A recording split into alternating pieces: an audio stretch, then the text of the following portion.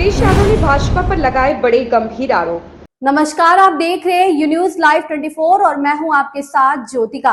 आरोप करते हैं खबर की ओर। बीजेपी ने जाति को जाति के साथ लड़वाया है। बीजेपी सरकार ने पेपर लीक करवाया। चुनावी बॉन्ड से बीजेपी ने भ्रष्टाचार किया। बीजेपी ने देश को मंदी का शिकार बनाया। बीजेपी ने महंगाई को कम नहीं किया। बीजेपी ने पार्टी में अपराधियों को शामिल किया। किसानों के लिए 3 काले कानून लाई थी। बीजेपी ने किसानों की जमीन हड़पने की कोशिश की। बीजेपी ने किसानों का कर्ज माफ नहीं किया। प्रेस वार्ता में अखिलेश यादव ने भाजपा पर लगाए बड़े आरोप। केयर फंड के नाम के आगे पीएम के नाम का इस्तेमाल करके बाद में हिसाब देने से मना कर दिया।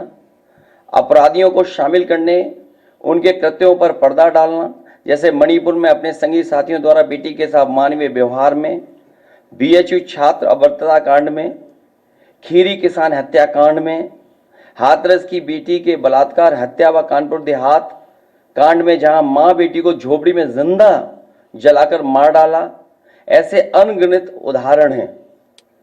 शारीरिक रूप से देखें तो भाजपा लोगों के शरीर स्वास्थ्य से भी खिलवाड़ किया, उसके भी दोषी हैं। भाजपा ने बिना जांच परखे जानलेवा वैक्सीन लगवाई, कमीशन खाकर गलत दवाइयों को पास करके लोगों का जीवन खतरे में डाला। इसका सीधा असर जनता की सेहत पर पड़ेगा और आने वाली पीढ़ियों की तंदुरुस्ती पर भी। भाजपा पीढ़ियों पर प्रहार की दोषी भी है। मनोवैज्ञानिक रूप से लोगों के दिल और दिमाग में जानलेवा वैक्सीन लगवाने के बाद बीमार होने पर डर बैठा दिया। महिलाओं के अंदर असुरक्षा का भाव घर कर गया। युवा अनएम्प्लॉयमेंट या अंडर एम्प्लॉयमेंट से डिप्रेशन का शिकार हुआ। राजनीतिक रूप से चंडीगढ़ के मेयर चुनाव में कैमरे के सामने धांधली की, चुनी हुई सरकारें गिराई, खरीद फरोख्त का नकारात्मक सियासत को जायज ठहराया, पारिवारिक रूप से राजनीतिक फायदे के लिए परिवारों को लड़वा दिया, भाई के खिलाफ भाई को। मानसिक रूप से भाजपा ने अपने ही समर्थकों को हिंसक बनाया। मॉब लिंचिंग को मानसिक रूप से सही ठहराने की साजिश की। आपराधिक रूप से ऐसे लोगों को मंत्री पद दिया और बनाए भी रखा जिन्होंने किसानों की हत्या की, जो महिलाओं पर अत्याचार शोषण के दोषी हैं।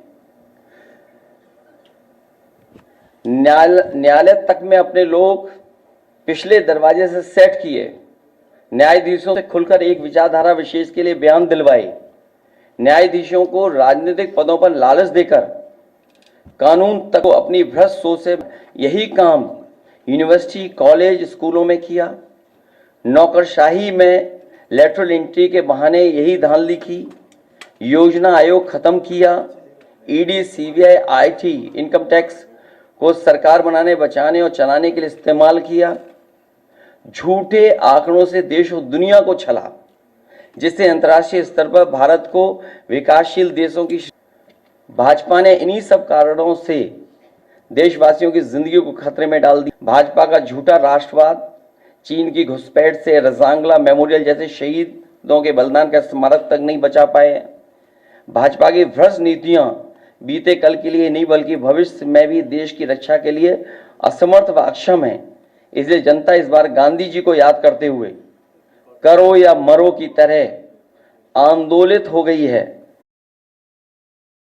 से देश नकारात्मक ताकतों से आजाद होने जा रहा है। इस खबर में बस इतना ही। बने रहिए यू न्यूज लाइव 24 के साथ। लेटेस्ट अपडेट पाने के लिए हमारे चैनल यू न्यूज लाइव 24 को सब्सक्राइब करें, लाइक करें और साथ में बेल आइकन दबाना बिल्कुल ना भूलें।